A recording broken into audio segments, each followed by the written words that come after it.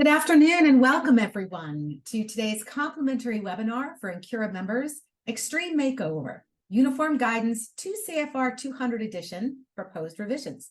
My name is Tara Bishop and I am so happy to be here as Gil's co-pilot today, and a very special welcome to Gil Tran, now with Attain Partners. We are thrilled to have you with us today, Gil. Gil will be presenting today from 2 to 3 p.m. Eastern Time. And there will be an opportunity to ask questions during that main part of the presentation. You can go ahead and put your questions in the Q&A icon on the bottom of your screen. Gil is going to be taking some breaks throughout this first hour to take some questions, and I'll be sharing those with him. In the last 30 minutes of our presentation, from 3 to 3:30 p.m., we're going to open the mics. You can raise your virtual hand. You can come on camera if you'd like. Speak directly with Gil. You can still put your questions in the Q&A, and we'll look forward to some great conversation in that last 30 minutes as well. So with that, welcome again. Welcome everyone. Welcome to Gil. And let me turn it over to you. Good afternoon, everybody. Tara, can you hear me okay? Yes, you sound great. Okay, and then welcome everybody. I mean, listen, Tara, the number is not showing up anymore, but I have, over 1K. 1,000 people, they're climbing, but they're not showing. I guess when we break the 2Ks, yes. that they're going to show 2K. Welcome everybody to this special uniform guidance session. I want to thank first. I really do want to thank first Ancura, and particularly Tara, for having this special session to all research administrator. Tara, when I call her on September 25th, a couple days, after the pre-draft was put out on the proposed revision to OMB, and say, Tara, there's a big document coming out. Would you think about doing a session on it? And Tara, without hesitation, say yes, please do. Wait until it comes out, and then we can put it on. And lo and behold, on October 5th of this year, the proposal was put out, on the Federal Register, and Tara put this session on like this as a free public service to you all. So I want to thank you, Ancura and Tara, first, for organizing this session, and incredible participation here. So the second thing is, I want to thank you, all the research administrator, for attending this session. My experience with Ancura over the years has been nothing but amazing. I'm just amazed at how passionate about you are about your jobs, about doing the right things, and I'm just over thrilled that I'm able to having this session with the help of Ancura to spread the words out. So you all see, Tara, you see my slide okay, correct? Yeah, looks great. Okay, great. So I'm gonna have it's gonna be a jam-packed. It's gonna be a jam-packed session, and I'm excited to get this thing out to you, so you can make sense of it all, and what's the next steps it's gonna be. So you can already see the titles: Extreme Makeovers, Uniform Guidance to CFR Edition, Proposed Revision.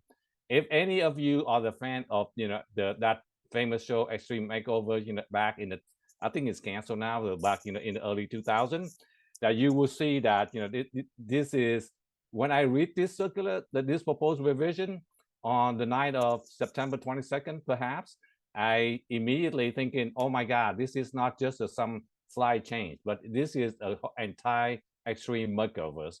And as you know, you the fan of those shows, the Extreme Makeover is about taking a little shack and making to a mansion. But they always have a same reaction at the end.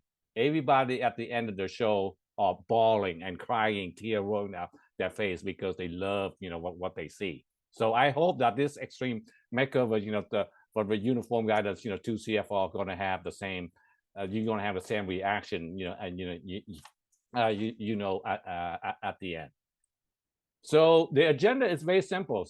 Before I get into the proposed revision, which is going to be the part of the bulk of the presentation, I want to kind of let you know a little bit of why is that the big deal, right? What the 2CFR background, and why is that the change is going to be a big deal. But importantly, I'm going to tell you what the timings is going to be and what the impact is going to be for university, especially research administrator. My objective, though, and this is why I called Tara on September 25th for this session. The objective is for you all to understand what are being proposed, and then you make your own decision whether you want to submit the necessary comment. And I'm going to tell you about the timing of that at the end as well. Jumping right into the grant, you can see the grant landscape is just amazing. I mean, you keep hearing me saying this at every Ancuras or SRA conference, but I'm just amazed how the grants landscape just keep growing and growing. Back into 1960, $7 billion at that time, mostly research, to land grant university. And look at where we are now, $1.1 trillion. We're not talking about billions anymore. We're talking $1.1 trillion there now. Most of it is the big raise, from 20 to 2023 is due to COVID and all this money that we received, during that those 2-3 years. But there's some money that are still going out that is gonna remain there as well. When I joined OMB all the way back in 1995, you can see the grants there was $250 billion, $250 billion at that time. And I thought that was big. That was hard to manage. Okay. And now it's, like 5 times that amount. Listen, just one program that was granted during COVID, one of the Treasury programs called Corona State and Local Fiscal Recovery Fund that, under the American Recovery, the ARAS, is $350 billion. One program is bigger than all the program from all the agency back in 1995. So you see, how big it is. Also comparing with, comparing grants, with contracts. Grant is, 1.1 trillion, and contract always make a big noise, big regulation and so on and so forth, is $700 billion last year. So we almost, almost doubled the contract size there. And one more thing I want to, give out, for comparison, the total United States budget, including everybody, all the agency, all the programs, all the grants, all the thing we buy, is about 5.7 trillion. So grant is like 20+% of that, whole pockets. That can explain to us a little bit on the importance, of the 2 CFR that, is going some change, right now. Nearly $1.1 trillion are awarded annually. Half of that is Medicaid funding. It is about, and that's another story as well. But for the $1.1 trillion, we have about 80,000 recipients. 35,000 of them have to submit the single audit report, meaning they have expenditure more than $750,000. And if you take a look at the whole federal landscape, we have about 1,800 programs. Each one of them have unique authorization statutes. 28 major federal agencies have formally adopted OMB grant guidance. There are only 2 major agencies in the whole United States government that do not have grants, programs. One of them is OPM, and the other one is GSA.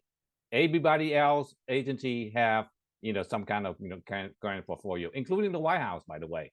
But the White House, the Office of National Drug Control Policy, give out about $200 million a year, to train, folks on state and locals on, all the drugs and abuse and circumstance and consequences and stuff like that. So that's why the 2 CFR, when we talk about 2 CFR, is so crazy that, that's the instrument that govern all of that, all the $1.1 trillion, all the 80,000 recipients, and all the 1,000, almost 2,000, programs. And it's all 28 agencies having the same piece of document that people follows.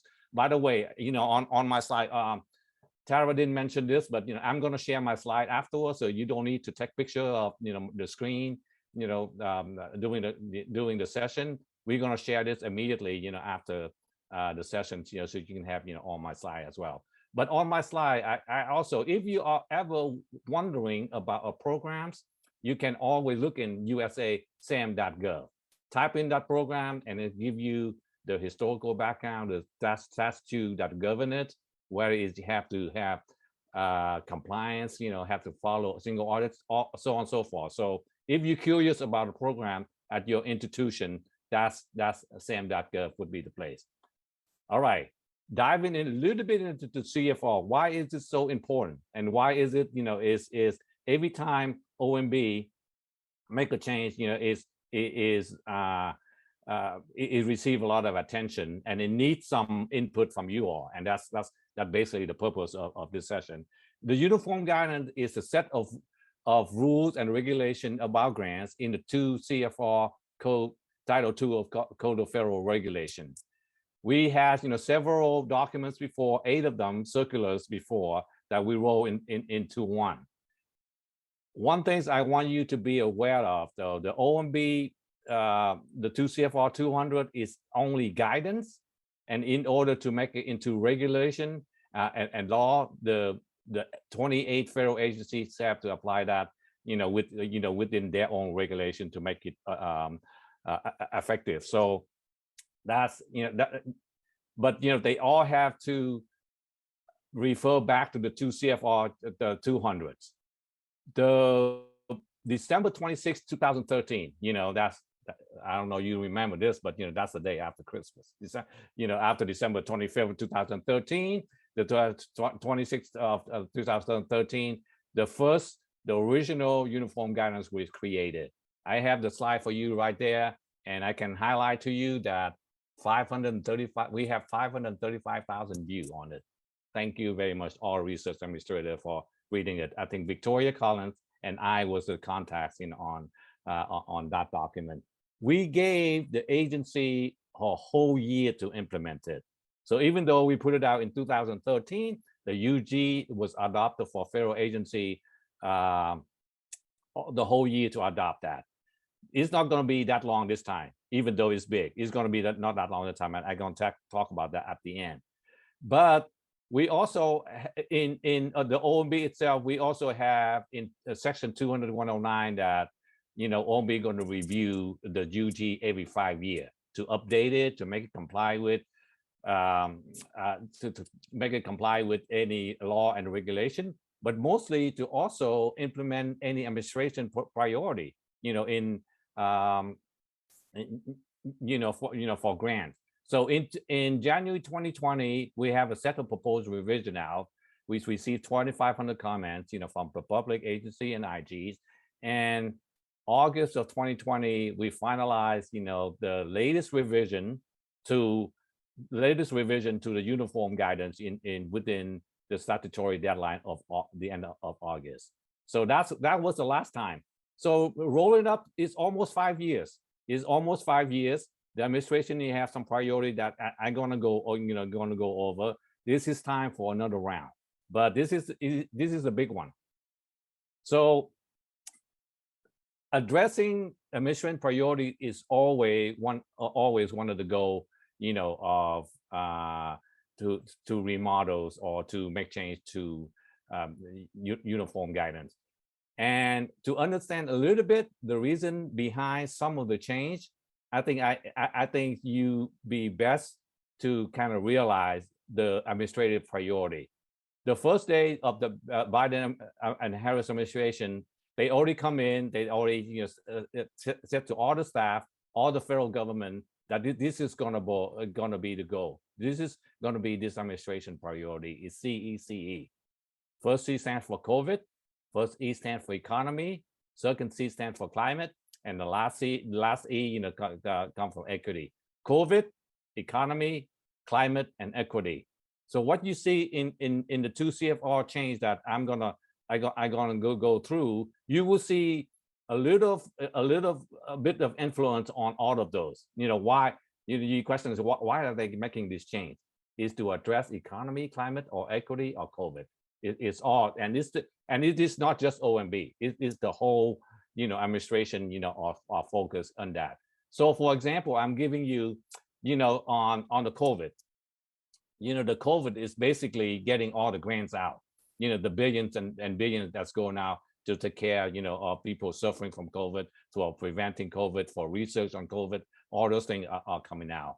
On the economy, an example here that this administration made at OMB put out the 2 CFR Part 184, which is part of your Title II, is Buy America Preference for Infrastructure Act.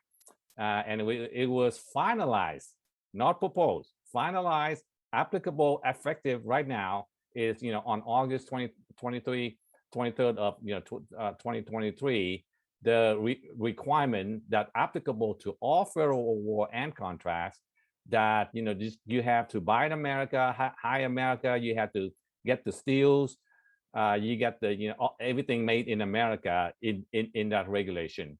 And it's impact all the infrastructures projects. But I want to kind of you to keep this in mind as well. They say infrastructure, but they have very broad definition of infrastructure project. A research projects that have a renovation component to it is included as infrastructure project. So it's not just construction project. If your project have any kind of renovation, building and stuff like that, is included in the broad definition of infrastructure, and you have to follow the 184. There is some ambiguity in the language, and they do have a waiver process. Another office at OMB is called MIA. It sounds terrible, but it's Made in America office. Is taking care of implementing and giving guidance to this regulation. Now, the 2 CFR is another one that I think is addressing some of the Biden-Harris administration, priority. The request, they put out a request for proposal, request for information in February of 13, 2023. It was published in the Federal Register on October 5th, 2023. And within that RFIs, it say the final update to the CFR is going to be by December of 2023. Okay, 2023, not 2024, 2023. And I do have, the October 5th links, to the Federal Register on there. So I think Tara going to put that on the chat as well, so you can all have that. So that's a proposal. That's a proposal that was put out that I'm going to go over with you right now. Before I get to that, I want to kind of I want to tell you a little bit about my process on this. As some of you know already, that I retired from OMB after 27 years working for 5 different presidents, on December 31st, of 2022. So I kind of retired myself. I kind of, worn out of reading the 2 CFRs, and I kind of want something else. I told my wife that I want to do something kind of fun and different. And so, my wife, talked to, our friend, our in-laws, and say, why don't we go to Morocco? Is that something that you never, been before, and something different? And I say, okay, let's go to Morocco. And I have to tell you, in February, we went to Morocco for 21 days, and it was just an amazing adventure. It was a perfect time, perfect things, to do, for my retirement there. But one of the things, the most amazing things that intrigued me a lot is, I don't know how many of you have been to Morocco, but one of the most amazing things there is visiting Fes Medina, in Morocco. So this is one of those UNESCO heritage, site. Medina is basically a village that, a city that's surrounded by walls, and everything is contained, a city within a wall. The Fes Medina itself is 100,000 residents there. It have people homes, it have market, it have school, mosque, church, cemetery, palace, and so on and so forth. And when you look at it, when we visited, it can be very intimidating. It can be overwhelming, can be scary at times, and you definitely, if you've been there before, you can very easily get lost. But but if you have a closer look, then you can see that is the most majestic place. It's safe and secure. It really encourages, people to have strong bond among their neighbors.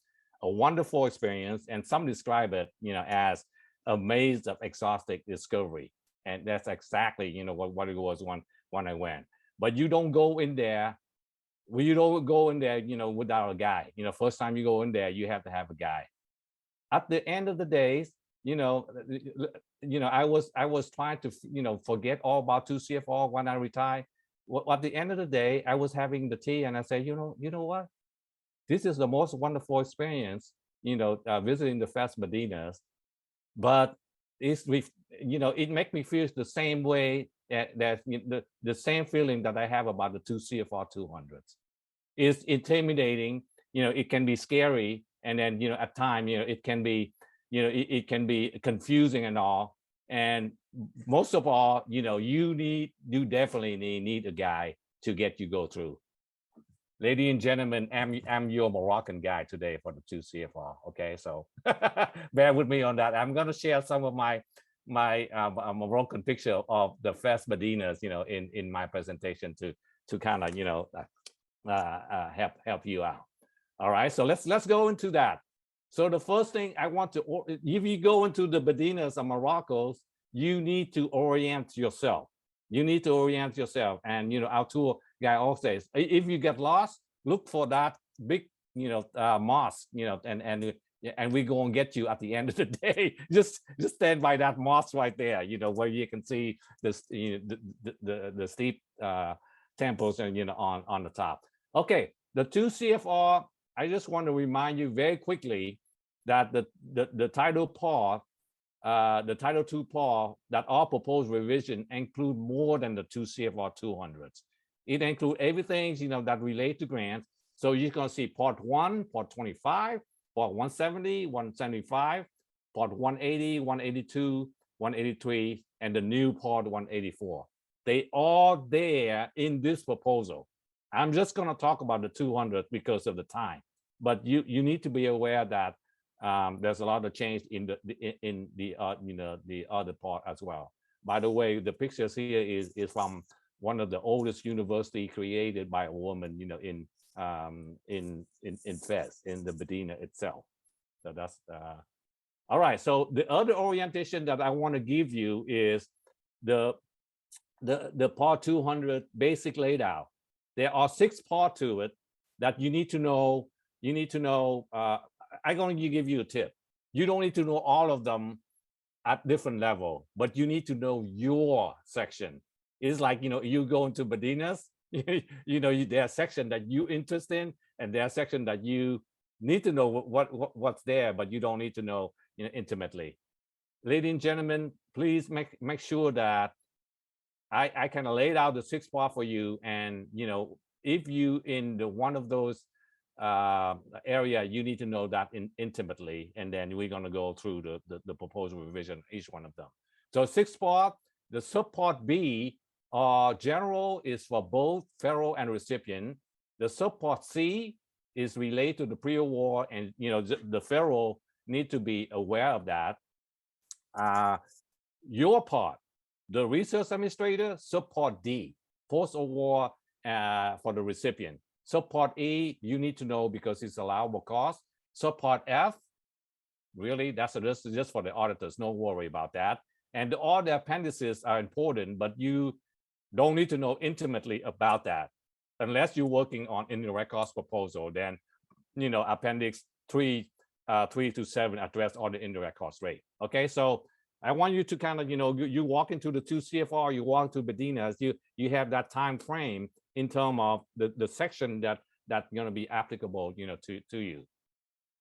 Okay, so the revision, proposed revision, basically is laid out 4 purposes. But I think the 2 main purposes that we're talking about is implementing the administration priority, the CECE, and then the reducing the agency and recipient burden. From my perspective, reading this proposal, I think those are the two that really stand out for me in terms of impact to you, right? And the other section, clarifying section, that recipient and agency have interpreted differently, that there's some clarification there, no policy change, and rewriting this, in plain English to help, the the other type of recipients. So Tara probably have on a chat now, OMB did the two very, very nice things. The first thing they did that we never done before is, before the proposal is available in the Federal Register, they put it out in as a pre-draft on OMB website, on OMB website on September 21st. So because they know that this is a big document, people need time to consume it in order to write their comments. So they did the first thing, that's very nice. The second thing they did very nice as well is in the chat and on the slide right here, they put out a red line version. Very nice. What was before and now what is being transformed, what the language now. So those two you need to be aware of, that that is available to you. One more thing, and we're gonna go into proposed revision, like I told you, we're gonna dive right in, the beginners, with all the market there. But one more thing I want to point out, this is the big deals.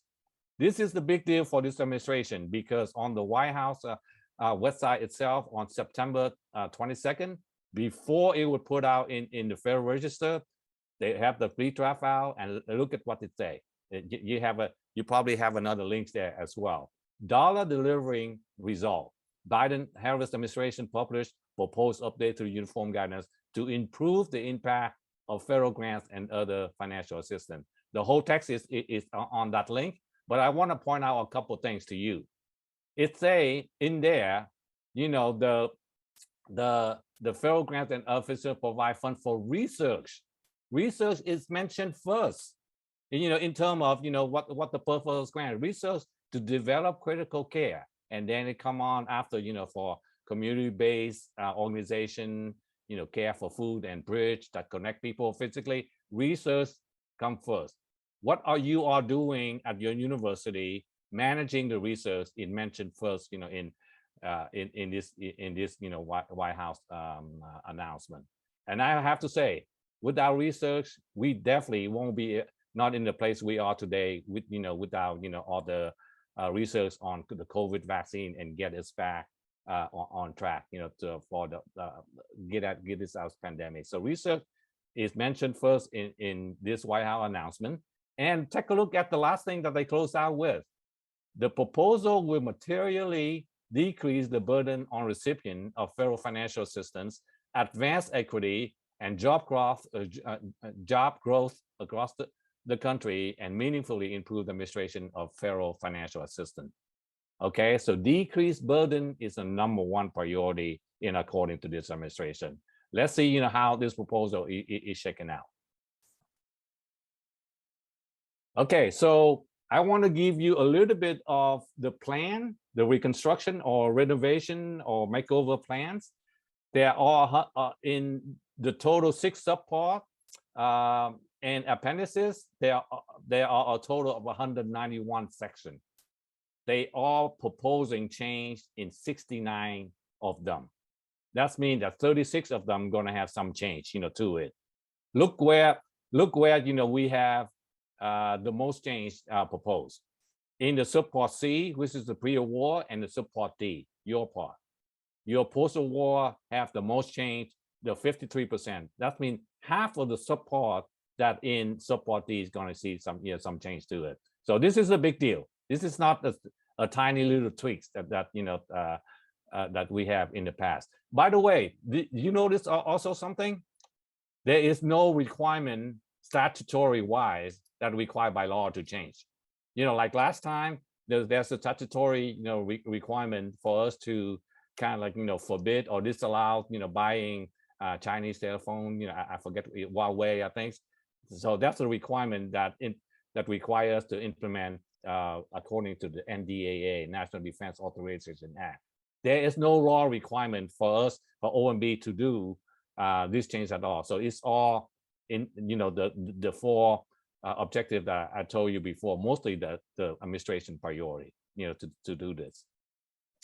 One example that I'm giving to you is in subpart B in the general provision.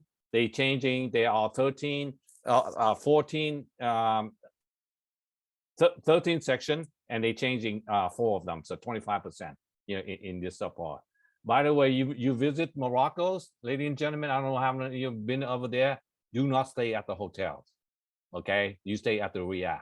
The riad is one of those, old mansion that the whole family used to live in there. Now they turn into, some a place to stay. It looked very unsubstantial, in the beginning, in the front, like, me and this lady showing up, that's the door to a riad, where you stay, and look at when you walk inside. It's like a beautiful place. It's do not stay at a hotel. If you go to Morocco, stay at the riad. All right. So, okay, now let's get into the major change areas. And I told Tara that's going to be after each section. I'm going to stop and see, if you have any urgent question you want to ask, before moving on, and then we can have some question at the end as well. Major change definition 200.1. There's 10 things that you need to be aware of that they are making change. Disallowed costs, all the reference that the agency have disallowed costs in according to law, regulation, or tax like the reference are deleted. Not sure why, but the reference are deleted. The equipment and supply chain is now $10,000. Okay, it's not 5,000 like before, but 10,000. Less administrative cost, the burden for you to keep track of all the equipment, but your MTDC going to rise up. You're going to your indirect costs going to be able to recover on that equipment. So on that equipment now supply, you can recover like the 50%, 50% of $5,000 before. Now you can get 50% of 10,000. So that's equipment and supply chain. They add a definition for nonprofit. Nothing crazy, but I think they want to make sure that the agency can use the 2 CFR for profit. Then they want to determine what the for-profit is. The MTDC, modified total direct cost, is going to be 50,000. The 50,000 for sub award. Right now, you can include, you can charge, up to your indirect cost up to sub award up to 25,000. You're going to get increased to 50,000. That's also mean that in the future, your indirect cost rate going to include more in the base and driving the rate a little bit lower. But your effort, we recognize the efforts that you are spending on managing the Civil War, then we allowed the MTDC to go up to $50,000. That's the proposal. Intangible property, you need to pay a little bit of attention to this, because in intangible property, which is your copyright, your all your license and stuff like that. Now there's an addition in there that you have to be, that the agency can request information for you before they put up on their website. So there's a little adding to to there. Participant is a new definition that they add in, is new. The definition is pretty much vanilla. I don't think any controversial. But you need to pay attention, because there's a difference between the participant definition that in this area than the participants in the suspension debarment in 180.980 section. That's the suspension debarment. That's a little mismatch there that you need to see if that really make a big deal out of for university for a participant. Prior approval. Also, a new definition that they add in this section. Nothing majors, but you want to take a look at section 200-308 E F4. In that section, they kind of describe that, you know, an agency can waive prior approval requirement if you know that approval already been given to a type of cost, you know, in the award document. So I give you an example, and in this example can have a big deal. If you have travels already approved, you know, for conference or, you know, for whatever, you know, in the award itself, you know, the agency may not require you to submit another prior approval, you know, to get, you know, to get that trip, you know, approved, because it's already an award. So that's a good addition that I think, you know, the OMB have put, you know, in this area. Special purpose equipment, pay a little bit attention to that, because now it's also include so special purpose equipment, you can directly charge all this, right? I mean, equipment usually you can direct charge, you can only take depreciation, except for special purpose equipment that, you know, dedicate to research. You can now direct charge, you know, those equipment to the grant, and they also add the associated software that go with it. So I think that's a big plus. The two other things that, you know, in the definitions that you need to be aware of, they taken out the word non-federal entities. That was something that, you know, under Single Audit Act, you know, it's include, you know, everybody that is covered by the 2 CFR. Now they take it out and just put a recipient and sub-recipient. Sometimes it's just a recipient, sometimes is both, and sometimes is recipient or sub-recipient. So pay a little bit attention, you know, to that. And the last thing that I see a change, we have a lot of F&A, you know, for college university, F&A is very commonly used, facility and admin costs. It was introduced, you know, back in the, you know, in the maybe even late 1990s, you know, to kind of differentiate between facility and admin. But now they kind of not using the F&A anymore. They basically say call everything indirect. So, you know, if you see F&A disappear, don't be too alarmed by that. Tara, I'm gonna stop right here and see if anybody have any burning question in the chat or Q&As. Thank you, Gil. Yes, we do have 3 questions. Great, One okay. goes all the way back to slide number 3, when it was Okay. the grants landscape. Is it just federal grants that you're referencing on that chart? That's correct, just federal grants. Okay, great. And another question, if you are in the middle of a rate negotiation, what is the expectation on applying these changes you're talking about? Okay, I gotta defer that to the timing implementation on next to my last slide on that one. Okay, so we're gonna hang tight on that one. Good question. Okay. We're gonna address that. And then the last question I have for you is, did you say that F&A can now be charged to equipment? Okay, so F&A can never be charged on equipment, but the threshold of the equipment was $5,000, is now raised up to 10. So you can charge the F&A up to 10 before it become equipment. Great. Okay, so basically up to $10,000, you know, is going to be supplies rather than, you know, the supply is only all the way up to 5,000 before. Perfect. Those are our questions for now, Gil. Great. Okay, that's wonderful. Thank you for the question. That helped me, you know, that helped people who listen to it, and then perhaps, you know, if we unclear about something, really unclear about something, we can comment on, you know, for, you know, OMB later on. Okay, so the second thing, the major area of change in the you know, in areas. So this is not too many change, right? You know, remember that chart that I have, you know, the map for reconstruction or extreme makeovers. There's too many change on here, but there's a few that you need to be not worry about, you know, to be conscious about.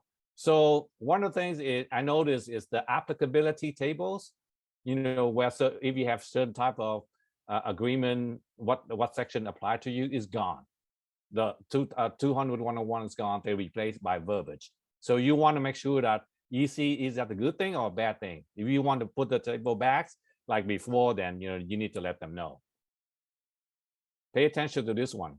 So in the exception area, the section 20102 exception, they give more authority to the agency, which is good, right? Authority now, if they are required by a statute or law to do something different from the 2 CFR, they don't have to go OMB for for approval. They can do it on their own if their law require them to do that. The thing you need to pay attention though is they add the word deviation, that OMB can grant agency for certain type of thing. Deviation in this mean that can be more restrictive. So I can see in my mind, they may deviate, for certain grant, they may deviate that you cannot pay, a executive salary above $200,000, because of blah blah blah blah. So I think that's how I interpret the deviation added to 102, which is something that you need to be conscious about. They eliminate, the section 200-109 that OMB have to revise the uniform guidelines every 5 years. They say as necessary. So the 5 years gone, no big deals there.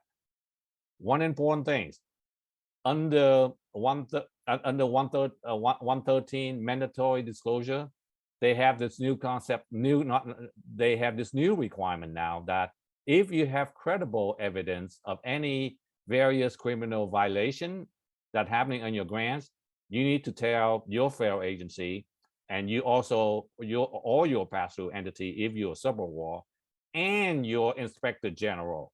So they add the inspector general in there, and also they introduce the word, the word credible evidence, which did not really have any definition, but I think it's tied back to the FAR, the Federal Acquisition Regulation. So that's important add that you would have in mandatory disclosure.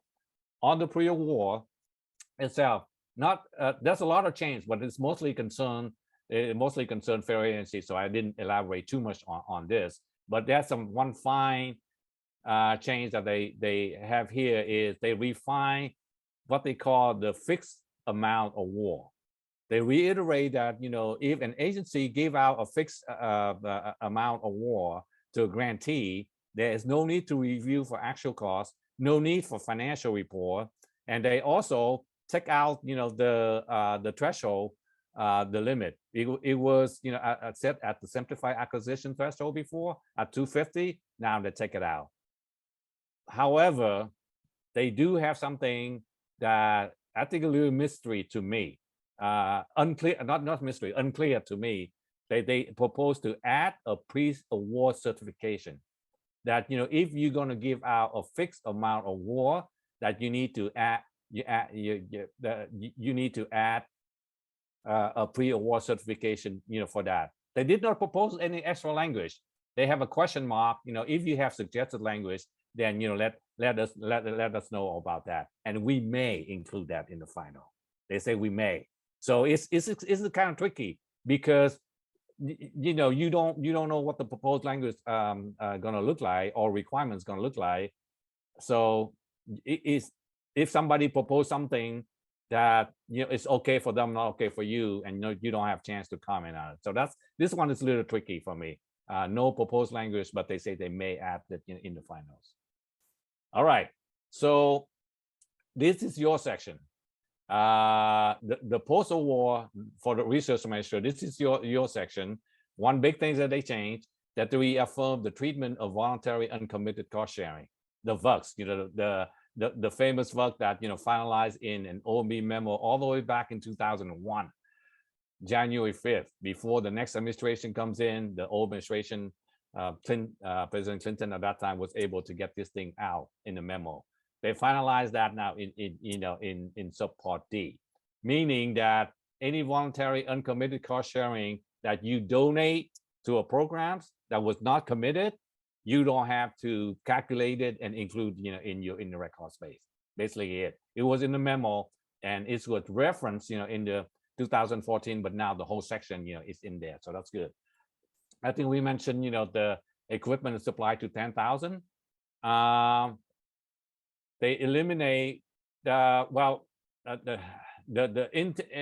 intangible property, the definition, and they did add the agency designate public access repository. That's one of the conditions that, if you do research, that the agency going to use that your research to put on their website, then you need to provide them with, all the information on that intangible property.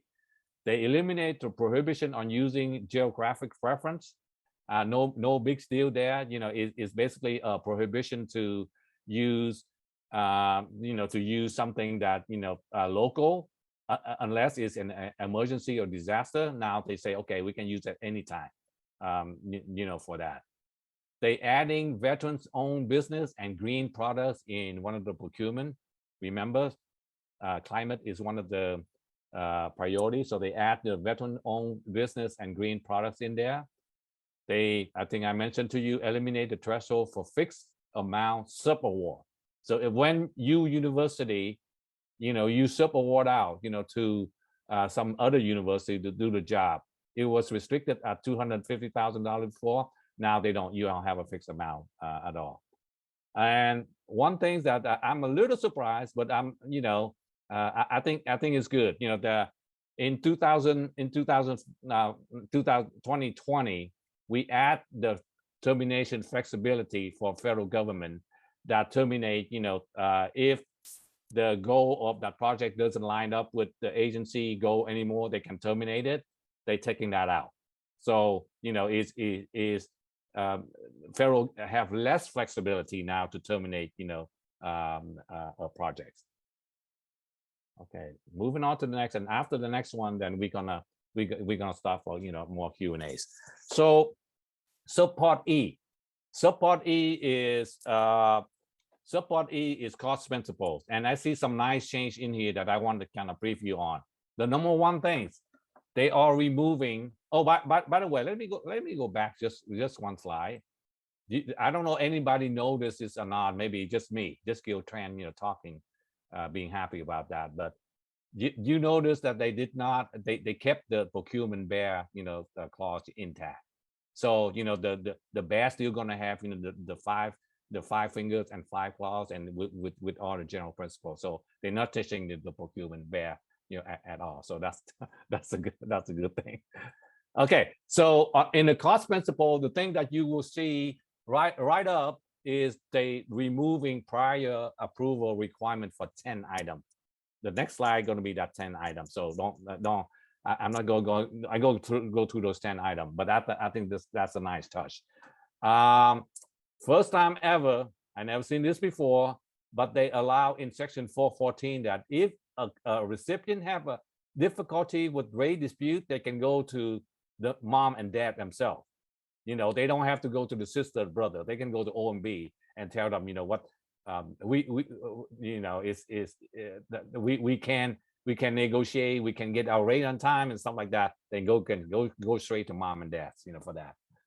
Okay, reiterate the must use of negotiated indirect cost rate. That's this. This has been going on, and I guess the reason that they want to reiterate that because there was a lot of complaint from from recipients that some agency or some pastoral entity want them to use a lower rate, even though they have a federal rate. So there's some add language to it on there that you should take a look at. If you like it, give them a thumbs up, and if you think it's more strengthened, then you propose additional language on it. A big plus for the nonprofit especially is they raise the de minimis rate from 10% to 15%. That's the by the way, I take a look at the comment. I think a couple of days ago they already received about 90 comments, and I would say half of those comments, even I think more than half the comments, are nonprofit approving this raise to 15% de minimis rate. They reiterate that it's not allowed for cost reimbursement contract.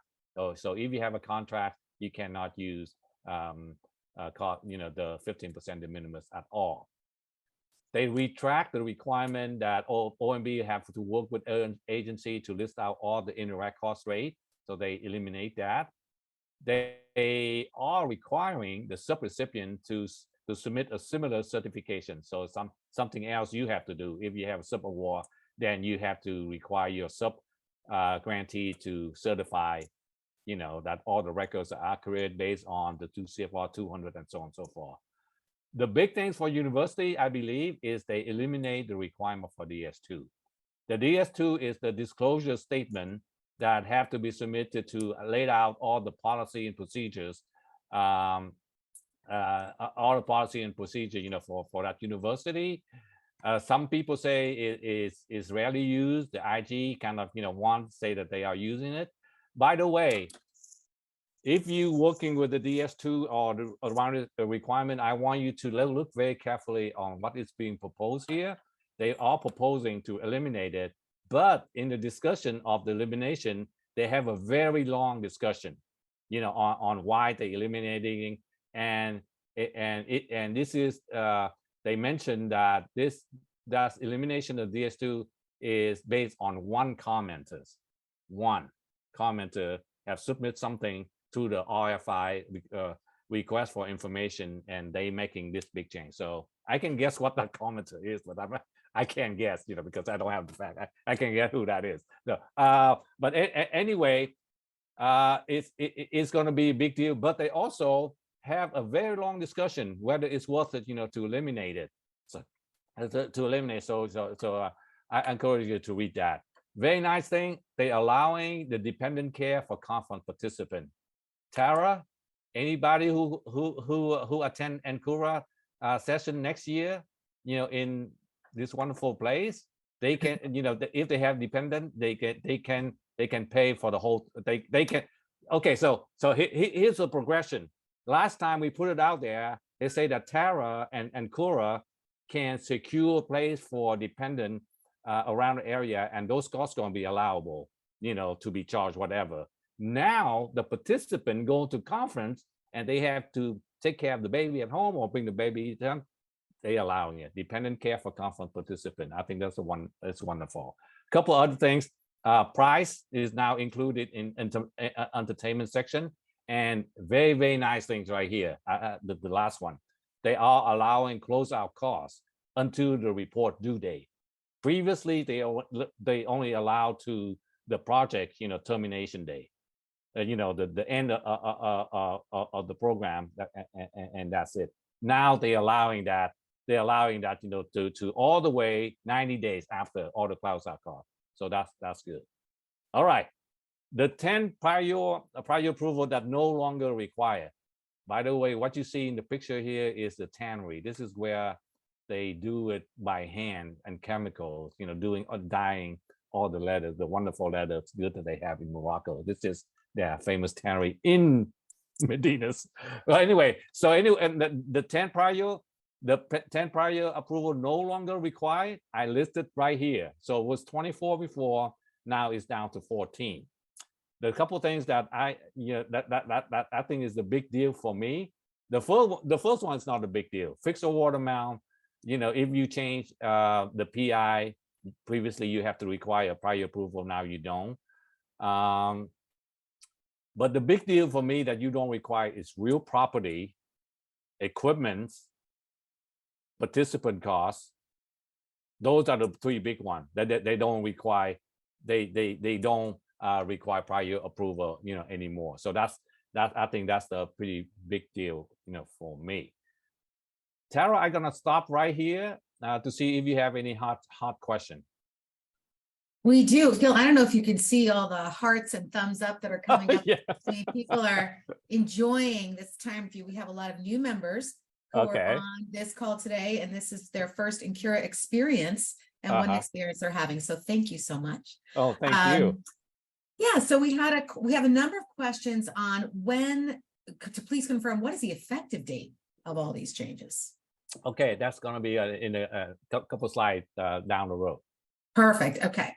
Another question, does 200.306K mean that we won't have to track voluntary uncommitted cost sharing at subrecipients anymore? That's correct. That's correct. Fantastic. And then can you explain the threshold limit for fixed subawards? Is F&A allowed beyond the first 25,000? Oh, yes, that's so that's the two different question. So the fixed amount award was at 250,000. Okay, so that's the threshold for fixed fixed amount award. So at 250, they proposing to eliminate that, so it's no threshold there. The one that is the other subaward that we're talking about is the definition of MTDC, modified total direct cost. You can claim F&A now on the 25. They are proposing to, you can claim F&A costs on or up to 50,000 per subaward. We'll have one more quick question. I think this is a yes or no. Can the de minimis indirect cost rate be used for cost reimbursement subawards, but not cost reimbursement contracts? Yes, that's correct. Only contracts. Okay, great. Yeah, okay. Super. All right. So we go into the last part. The last part here. By the way, these are the Moroccan cookies in the Bedinas. Oh my gosh. I mean, I cannot find it here. And I even asking one of my friend, Moroccan friend, and he say, no, there's no such thing as that here. So this is what I want to share with you.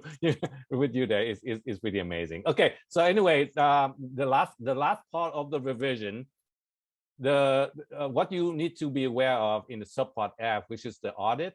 There's some tweaking about process that you don't need to worry about, but they are raising the threshold for single audit threshold to $1 million from 750. What does that mean to you?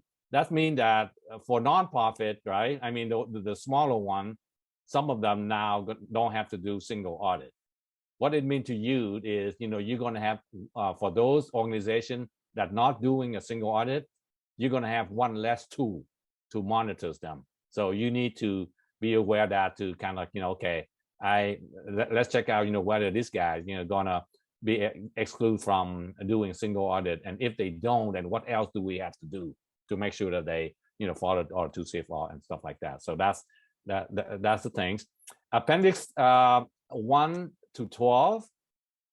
There's one big, I mean, this is replacing the whole kitchen here in terms of the NOFO, notice of funding opportunity. They're replacing the whole thing. They're adding a summary section. They're adding definition of underserved communities, disadvantaged community, for the almost for the OMB memos. So they're adding all that. So they got the whole kitchen and replace that, with the new NOFO format. I don't know what the impact of that. Agency gonna need them to take a look at more closely than you. But for you, I think it's a good thing because now the NOFO going to have a summary section and they have of what's required, and then they are adding all the equity component to it. So they're raising the subaward to 50,000 for MTDC. Subaward MTDC to 50,000, which is going to raise the cost. Raise the cost that allow for F&A recovery, but also going to increase the base. That's going to eventually drop down your rate. Future consideration is interesting. I never seen it in an OMB proposal before, because they just saying that these are the areas that they're going to look at in the future. When it's the future, you don't know when, because the 2 CFR don't open up every year. Maybe every 5 years. So I don't know what future mean in terms of short term or long term future. They're thinking about adding an audit requirement for-profit organization. I'm going to come back to the second one last. They're thinking about removing more approval requirements. So now we only have 14. They even want to truncate that numbers, and they want to address challenge related to indirect cost negotiation. Not sure what behind that, but they say they're gonna thinking about redoing the whole indirect cost negotiation again in the future. The one that I'm surprised that they're not including in this proposal that really relevant, to the research community is implementing research security requirement as dictated by NSPM 33. national security presidential management on research security. I understand this is, some severe rules that already come out in January that that NIH and NSF and all the research agency are implementing on disclosure requirement, digital persistent identifier, violation consequences, information sharing, and implementation of a research security programs, which are for any university that receive award more than $50 million. So not small school, but big school. But these are big. I'm surprised that they don't have any proposal for this, in this. Maybe it's because it's only applied to research in the community. Maybe it's not fleshed out yet, but they did mention that in the future they looking at that. I'm looking at the clock, so I don't want to. I'm gonna go ahead into my last two slides, and then get into the the Q&As. So some questions have come up already. Proposed revision timing. So what's the timing on this? So they put the proposal out on October 5th, 2023. They already have a draft out on September 21 of 23, so it's out. Comments are due soon, less than a month. So if you have comments, this is the time. They did indicate that OMB anticipate publishing the final update by December 23rd, according to the request for information. That's what it means to me is right now the OMB staff is probably preparing a draft, and based on the comment that's come in, they're gonna either make tweak to it. They're not gonna have time to read all the comment and start drafting. They are drafting the final package right now. That's my estimation. So when the final rule is, so if they say, let's say that let's say that they put it out, the final revision in December, maybe December 26th, like 10 years back. Then the final revision is going to be effective 90 days after December. So in March, they'll be give agency 90 days, 90 days, to make it effective. So it's going to be that, and within that, it's going to be effective for award starting after the effective date. So the award starting after, let's say, April 1st of next year, is going to have to comply. University-wide policy, such as equipment, MTDC, supply, and so on and so forth, is going to be effective for the starting of next fiscal year when you change your policy to it. So you doesn't have to be immediately. The MTDC change, is going to be effective with the next indirect cost. So if you have an indirect cost right now, they're not going to change anything until the next time you submit your proposal. And I'm showing another picture of the Bedinas there, where it's no cars there. It's all pedestrians, and then sometimes they use mule. I mean, not mule, donkey, to travels around. And the reason I want to show this picture is because I believe that OMB is not going to be moving at the donkey space on this one. They're going to move at fast pace if they're going to go, ride through and get this thing out. Before the end of the year. So that's our two groups, by the way, and that we have to make way for the donkeys to get through. All right. This is my last slide before we take the Q&As.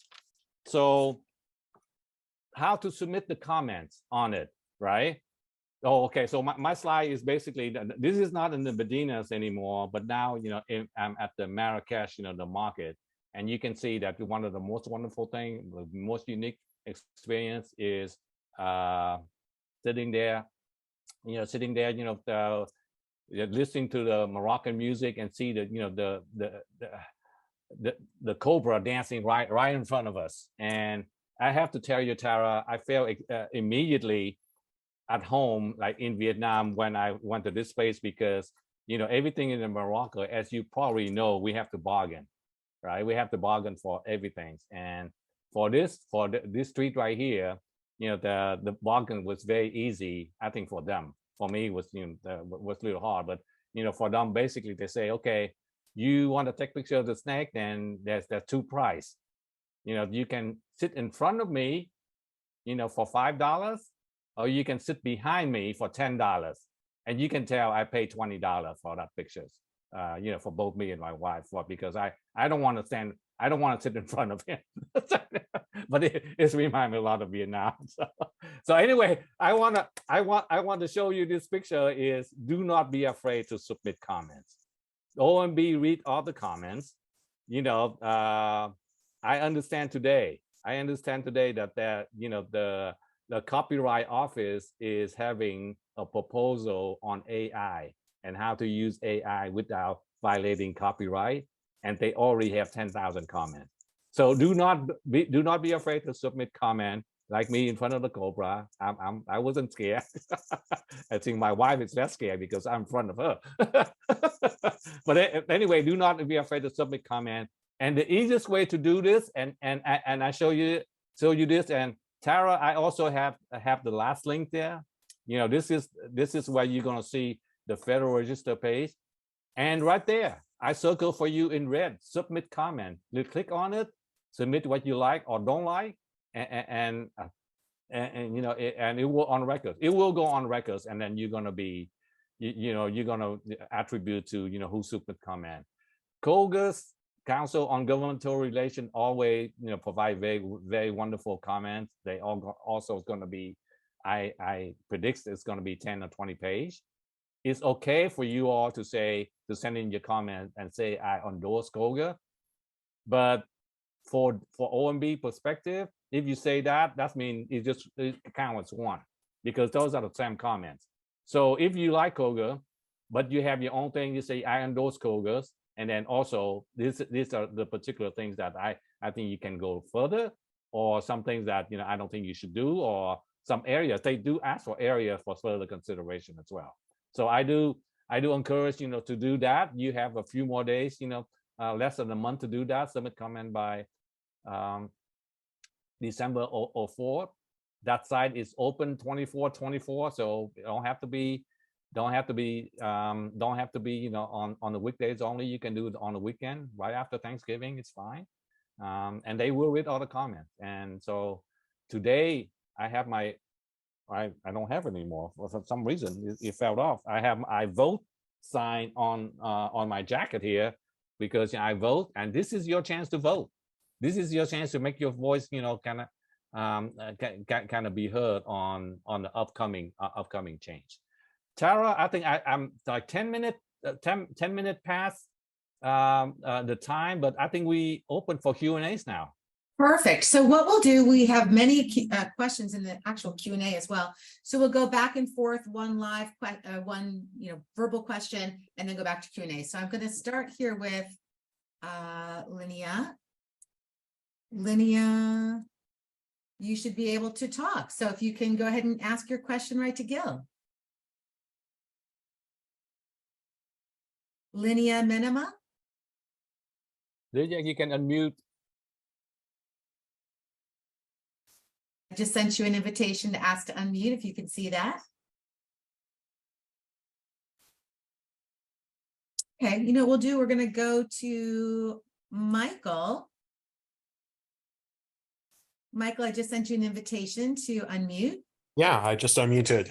Wonderful. Hi, Gil. It was so wonderful to see that you were leading this. I've always been sort of the indirect cost person, and always loved how 2 CFR 200 really brought stronger rules to make sure that we could recover our rates. And yes, I would say in the past decade, we've seen such a shift in federal agency behavior, and that's been one of my favorite things about 2 CFR. I was curious when you were talking about 200.102, and I've always wondered about what type of controls really exist at OMB when agencies are seeking exceptions and deviations. I'm curious from an indirect cost point of view, but how does that go down? I've always just wondered if OMB pushes back and says, actually, no, we have these costing principles. You need to follow them. We're not going to give you that deviation. And I just would love to sort of know how the sausage is made. Appreciate it. Thanks. Okay, so that's basically in the exception, and also you will see that, in the section 414 as well, in terms of negotiate rate, we did say in there that we did elaborate last time that, if you want a different rate, but it's based on the law or requirement, for example, Department of Education or their program, or is by statutory cap at 8%, so they don't need anything. But even Michael, even in the last go around in the 2020, we did loosen up a little bit that the agency do not have to get approval from OMB if they want to deviate from the rate for various reasons, and they do need to notify OMB, but they don't need an approval from them. So I have to say that we don't monitor, OMB itself don't monitor that area very closely, other than like we're making strong statement that the federal rates should be used. Wonderful. Thank you, Gil. So if you have a question for Gil, you can go ahead and raise your hands. Right now, we'll go back to the chat questions. Gil, are you stating that we cannot submit proposals with the revised MTDC for subawards until our new rate agreement has incorporated these changes? That's correct. Basically, you can, you don't, if you already have a proposal or indirect cost in place, the next time that you're going to propose, you're not going back and change it. The next time that you submit a indirect cost proposal, then you're going to change all the MTDC and stuff like that. So the agency, the Cognizant agency, basically ONRs and HHS, not going to be willing to reopen any rate based on this change until the next time you submit the proposal. Great. Gil, they've eliminated the terms trainees, but not employees for participants. Does this mean that employees may now be participants? Yes, that's a good observation. Yes. Great. Okay. Do you think the must use of negotiated rates will affect programs like Department of Education TRIO that has been set at 8%, but would necessitate an increase in overall funding to accommodate? Okay, so that's a trick question a little bit, because it's a must use unless it's required by statutes. So I know myself, in the Department of Education, a lot of their programs, TRIO programs, is by statutory limitation, they can only charge 8%. So you must use the federal negotiated rate unless it's required by statutory requirement that you use a lower rate. With an anticipated rollout date of spring 2024, how will the UG changes affect indirect rate agreements that are already in negotiations? It won't impact it. Yeah, it won't impact until the next time. Until the next time you have to submit a proposal. So if you already submit your proposal, well, I mean, this thing is not going to be finalized until at the earliest, March of next year. If you already submit, a proposal that based on, for example, based on June 30 of 2023, then you're gonna calculate the rate in the futures based on 2023. Everything's gonna be, they're not gonna go back and change any of those rate until your next time you propose. If you have submitted a proposal, and by 2024 has not been touched, you can say, hey, can I retract my proposal? Don't review it. Let me resubmit it with the new information and the new change, if it's favorable to you. Perfect. There's a question about submitting comments, Gil. Is it better to coordinate one response per university, or can we all submit our comments? I would say, coordinating, one comment by university is probably better, because it have the strength of university position, behind it. So from the perspective of OMB reviewing it, as we have done before, the last proposed revision we have was we received 2,500 comments, on different things. I think it's best, to coordinate it, and submit, one per university. But like I said before, Tara, is don't just say, I endorse, Koga. You just say, I endorse Koga plus, this area, if that's the case. If a grant if the grant starts January 1st, 2024, Mm-hmm. and $7,000 of equipment is purchased on June 1, 2024, Mm-hmm. which equipment threshold is applicable, 5,000 or the 10,000? Okay, so the grant start on January 24th, right? Yes. Mm-hmm. And so it's going to be, so March going to be, let's say that the final revision is going to be going to be March. So in June, if the university have updated their, in June 30, when they bought the equipment or supplies, have updated their policy, then it would be applicable to, no, wait a minute. So the grant already started. And Right, so the grant starts January 1. Yeah, so the policy is not applicable, that it is going to be applicable to projects that start after March 31st. So it won't be applicable to so the equipment's going to be still 5,000. Great. Super. Whose fiscal year, the universities or the federal government's, for the implementation of equipment, MTDC? Fiscal year is going to be university. So just please confirm that the changes won't apply to running grants. That's correct. Right. I get Linnea, are you able to unmute? Linnea's put her hand down, so her question may have been answered Okay, gotcha. through the conversation, but feel free if anyone would like to speak directly with Gil, you can raise your hand and we'll happy to take you off mute. We don't have anyone right now who wants to come off mute. If MTDC changes for subs, we cannot adopt change from 25,000 to 50,000 for subs until our next IDC renewal, correct? That's correct. And another thing I want to add to, let's say that that is finalized, at 50,000, right? That's finalized, if they come out in the participant. You can determine a lower threshold if you want. So it's not a requirement that you go all the way up to 50,000. It's a maximum that you can go up to 50,000.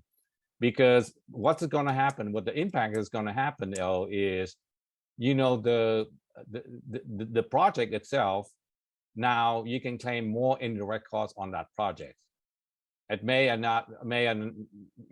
or may not be a good thing, for the PI, because now more cost is going to the indirect versus the direct cost. So my point is, you don't have to raise it up all the way to 50,000. You can go up to from 25 to 35, 40, 45, whatever. But the 50 is going to be the max.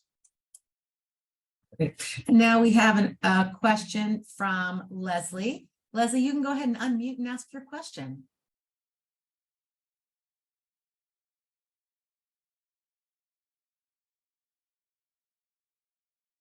Oh, can you hear me? I can hear you, go Leslie. right ahead. Oh, okay. I'm not Leslie, though. I am another person in her group who's listening. Oh, forgive me. No, that's okay. I was scrolling through the comparison redlined version, and I came to this section on participant support costs. The terms trainees but not employees have been removed, and there's only a reference to participants. Does this mean that employees, mainly in my circumstance would be graduate student researchers, can be participants? Yes, that was also a question before, and yeah, the answer is yes. They removed the employee because now employee can be participant as well. Thank you. Yeah, thank you, Leslie. Okay, so here's a question. What are they intending by 200.414 that we would have to accept all IDC rates? This seems very burdensome. Right now, we accept the IDC rate at the time of the agreement, and Mhm, it needs to be in effect for the life of the agreement. mhm. It seems extraordinarily burdensome if subrecipient could change rates throughout the life of the agreement. Could also cause a lot of disputes going to OMB. Seems like we could accept all rates, but the one agreed on at the beginning should be good for the life of the agreement. What do they mean by this? Okay, so yeah, so that's a very valid question, actually. I don't have the answer right in front of me. So, is if somebody can follow up with that for me, with who answer that question, I can do a little research on that. But I know that, for not sub grantee, but for grantee, that the rate that you accept at the rate that is effective at the start of the award carry on for the whole time with no changing. I'm not sure about that requirements also carry out for the sub award, but if Tara, if you can have that person emails or something, just ask them to email me the question, and I can do research on that. But I'm not sure that requirement to use the same rate at the start of the project carry on to also sub award. I'm not sure that I mean, it makes sense. It's reasonable to apply that, but I'm not sure that is written as such in the 2 CFR. But that's a good question. Okay, so that question came in anonymously. So whoever asked that question, if you could please shoot me a note to bishop@incura.edu, we'll make sure that question gets to Gil and we'll get that response back for you. Yeah, thank you. Coming to dependent care, did Yep. you say currently only the daycare cost of dependents is covered? When the revision, all costs, travel, meals, etc., will be covered. Can you That's please clarify which new costs will be covered? Okay, so the new costs are cover all the so previously the only cost that is covered is the cost for organization like Encora, researching place that you can take care of families' need when you have a conference. So those costs are allowable before. Now the cost the cost to take care when you participate, when you go to the conference, that you incur for your dependent are now covered. So that's a big expansion. That's a nice little, before only the organization can incur costs, to research facility around the area, to dependent care. Now the attendee, travel costs, dependent care costs, are covered. I think that's the very nice expansion of the dependent care costs. Another question, for those sub-recipients that do not meet the single audit threshold, Yes. is the prime still responsible to verify risk or suspension and debarment? Oh, that's even more. Yeah, I mean, previously you have, one of the requirement is you're always going to have a sub-recipient monitoring requirement.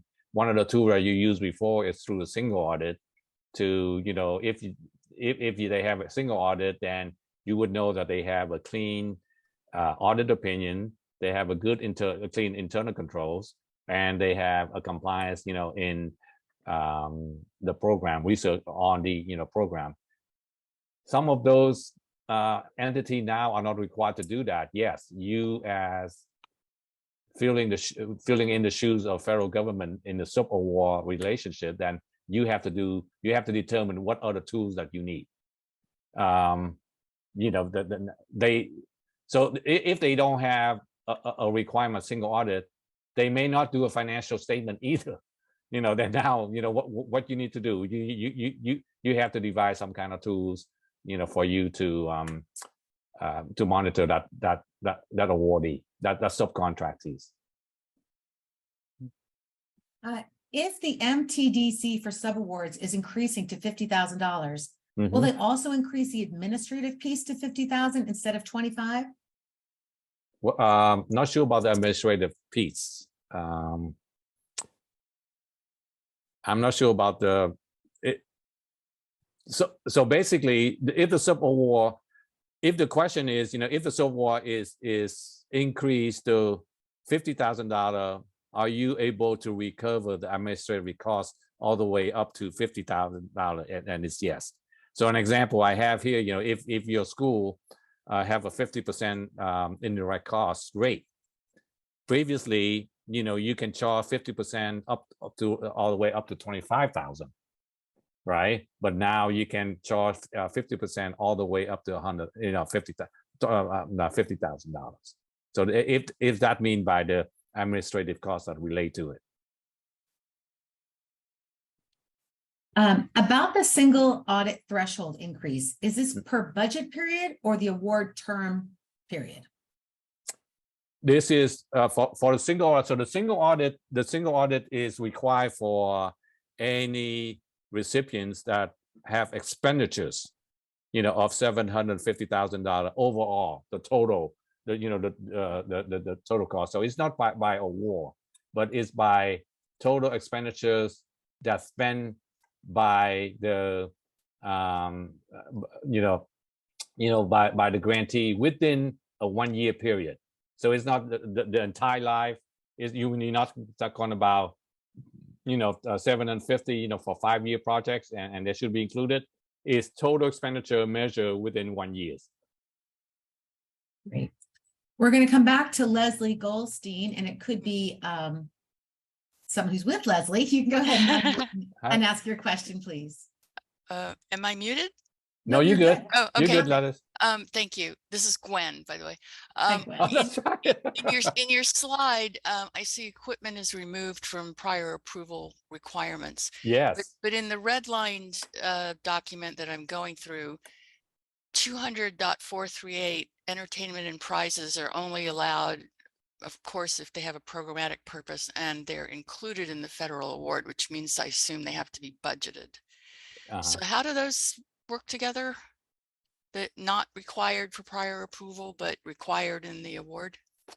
Yeah. So basically, the require you don't need, basically work together as if you already have it approved in your budget or in your award, then you don't need to go to an additional step of having a prior approval requirement, which is required in the past, by the way.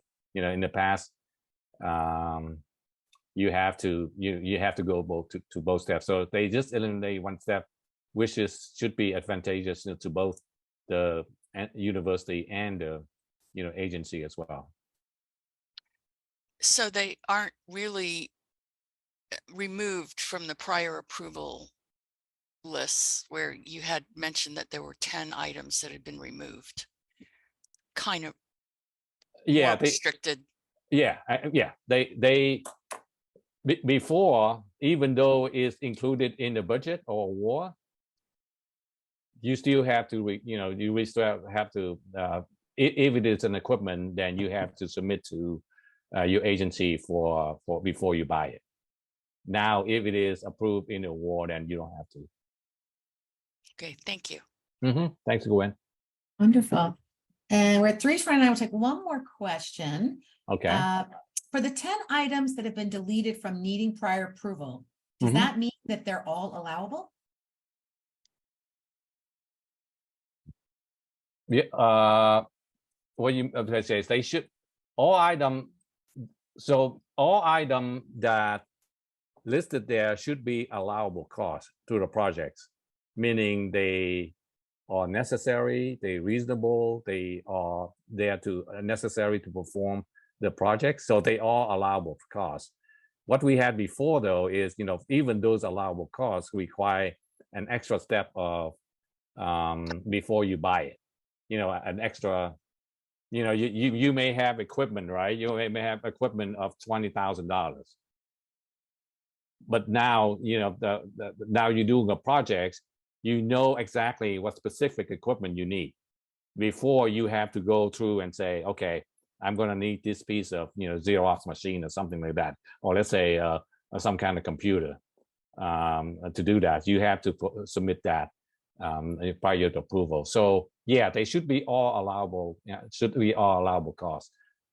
And before, you need an extra step. Otherwise, they won't be allowable, even though they in general are allowable costs.